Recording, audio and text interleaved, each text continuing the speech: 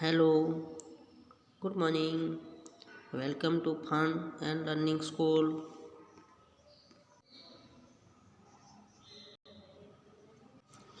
આજે આપણે ધોરણ 1 ગુજરાતીમાં પાઠ 6 મજા પડે એમાં પાર્ટ 1 આઇડલ બુકમાં આપણે પાના નંબર 3 પર જોઈશું. અહીંયા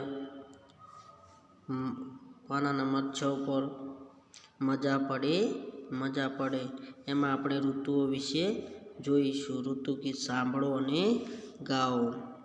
ચાલો તો અહીંયા આપણે જોઈએ. એક વર્ષની 3 ઋતુઓ શિયાળો, ઉનાળો અને ચોમાસું. શિયાળામાં ઠંડી બહુ પડે. તાપવાની મજા પડે. સ્વેટર પહેરવાની મજા પડે. ટોપી પહેરવાની મજા પડે. વસાણા ખાવાની મજા પડે. એક વર્ષની ઋતુઓ 3. અહીંયા તમે ચિત્ર આપેલું છે તે ચિત્ર જોઈ શકો છો. આ ચિત્ર શાનું છે? શિયાળાની ઋતુનું. શાનું છે? શિયાળાની ઋતુનું. તો શિયાળાની ઋતુમાં ઠંડી પડે તો આપણે બેસવાની મજા આવે. સ્વેટર પહેરવાની, ટોપી પહેરવાની અને વસાણા ખાવાની એ શિયાળાની ઋતુમાં થઈ શકે. ચાલો હવે જોઈએ બીજી ઋતુ. તમે શિયાળા પછી શું આવે? ઉનાળા. તો ઉનાળામાં ગરમી બહુ પડે. ઠંડા પાણીમાં નાહવાની મજા પડે. આઈસ્ક્રીમ ખાવાની મજા પડે. ફરવા જવાની મજા પડે. એક વર્ષની ઋતુઓ 3. આપણે જોયું શિયાળામાં. હવે ઉનાળાનું જોઈએ ને. અહીંયા ઉનાળામાં શું થાય? ગરમી પડે, ઠંડા પાણીમાં નાહવાની મજા આવે, આઈસ્ક્રીમ ખાવાની મજા પડે અને બહાર ફરવા જવાની મજા પડે છે. અહીંયા તમે ચિત્ર જોઈ શકો છો. જુઓ છો ને? પાણીમાં નાહવાની મજા આવે, ઠંડા પાણીમાં. હવે આપણે ઉનાળા પછી શું આવે? ચોમાસું. તો અહીંયા જુઓ છો તમે, ચિત્ર દેખાય છે ને? છત્રી ઓઢવાની મજા આવે છે ને? તો જોઈએ અહીંયા હવે ચોમાસામાં વરસાદ બહુ પડે. છત્રી ઓઢવાની મજા પડે. રેઇનકોટ પહેરવાની મજા પડે. પલળવાની મજા પડે. એક વર્ષની ઋતુઓ 3. અહીંયા જોયું. હવે આપણે ચોમાસામાં શું પડે? વરસાદ. ત્યારે છત્રી ઓઢવાની મજા પડે. છત્રી પછી રેઇનકોટ પહેરી શકાય ને વરસાદમાં. હા, અને પલળવાની પણ મજા આવે છે.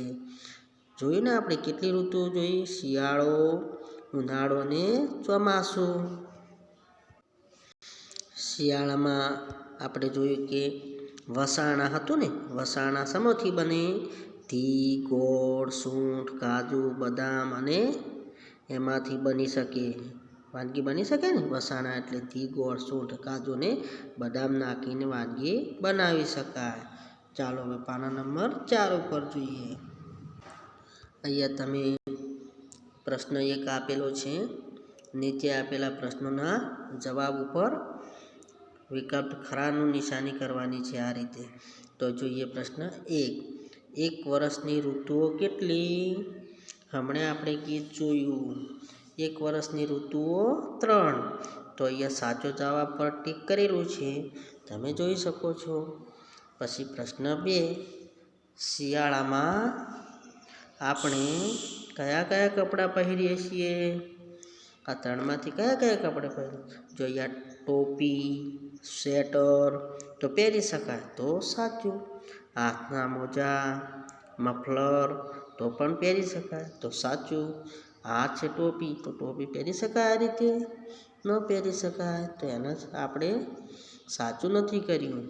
ચલો પ્રશ્ન 3. પ્રશ્ન 3માં વસાણા ખાવાની મજા કઈ ઋતુમાં આવે છે? આપણે જોઈએ ને શિયાળાની ઋતુમાં, તો ખરું અહીંયા થશે. ચલો પ્રશ્ન 4, ચોમાસામાં શું ઓઢવાની મજા પડે છે? ઓઢણી, ચાદર કે ધાબળો કે છત્રી? તો છત્રી. તો અહીંયા આપણે છત્રી ઉપર ખરું. રેઇનકોટ કઈ ઋતુમાં પહેરવામાં આવે છે? આપણે જોયું ને ચોમાસાની ઋતુમાં, તો ચોમાસું અહીંયા છે, તો ખરું અહીંયા કરીશું. આગળ જોઈએ હવે પ્રશ્ન 6, શિયાળામાં નીચેનામાંથી કયું કપડું પહેરાતું નથી? સ્વેટર તો શિયાળામાં પહેરાય, તો આ તો સાચું છે. મફલર પણ પહેરી શકાય, જેકેટ પણ પહેરી શકાય, પણ સુતરાઉ ચપ્પો પહેરી શકાય નહીં. તો આને આપણે શું કરીશું? પહેરી શકાતું નથી એવું કીધું છે, તો આપણે આ લખીશું, એના અમે ખરું કરીશું.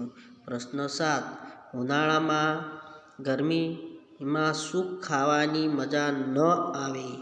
અહીંયા ન કીધું છે, ન આવે એટલે આઈસ્ક્રીમ ખાવાની તો મજા આવે છે. તરબૂચ પણ ખાઈ શકાય, કેરી પણ ખાઈ શકાય, તો શું ન ખાઈ શકાય? ગરમા ગરમ ભજીયા ના ખાઈ શકાય. ચાલો અહીંયા જોઈએ હવે આગળ પ્રશ્ન 2, કૌંસમાં આપેલા શબ્દો પરથી ખાલી જગ્યા પૂરો. અહીંયા જો કૌંસ આપેલો છે, એમાં સાચો શબ્દ શોધીને ખાલી જગ્યા પૂરવાનો છે. શિયાળામાં ખાલી જગ્યા ઠંડી બહુ પડે છે. શું થાય છે?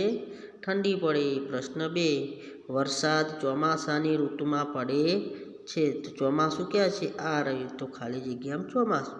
પ્રશ્ન 3, એક વર્ષની ત્રણ ઋતુઓ છે ને, આપણે ગાયું કે શિયાળો, ઉનાળો અને ચોમાસું. ચલો પાના નંબર 4 ઉપર જોઈએ ને. હવે પાના નંબર 5 ઉપર જોઈશું. હવે આ ચોથી ખાલી જગ્યા જોઈશું. ઉનાળામાં બહુ ખાલી જગ્યા ગરમી પડે છે. ઉનાળામાં શું થાય? ગરમી. તો અહીંયા ગરમી લખીશું.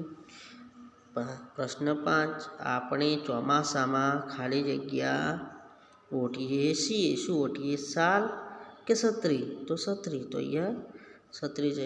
અહીંયા પ્રશ્ન 3ની અંદર આપ્યું છે, સાચા જવાબ સામે ખરું અને ખોટા જવાબની સામે ખોટાની નિશાની કરવાની છે. તો પ્રશ્ન 1 જોઈએ. શિયાળામાં તાપવાની મજા પડે છે. સાચું કે ખોટું? તો સાચું. અહીંયા સાચું કરેલું છે. પ્રશ્ન 2, શિયાળામાં ઠંડા પાણીથી નહાવાની મજા પડે છે. શિયાળામાં નવાય ઠંડા પાણીથી? ઠરી જવાય, તો ખોટું. પ્રશ્ન 3, પલળવાની મજા શિયાળામાં આવે છે. પલાળવાની મજા આવે શિયાળામાં? તો ઠંડીમાં આવે, તો પ્રશ્ન ખોટો.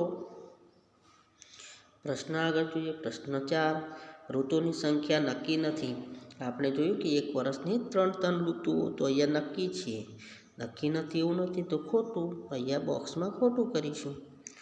પ્રશ્ન 5, ઉનાળામાં બરફનો ગોળો ખાવાની મજા પડે.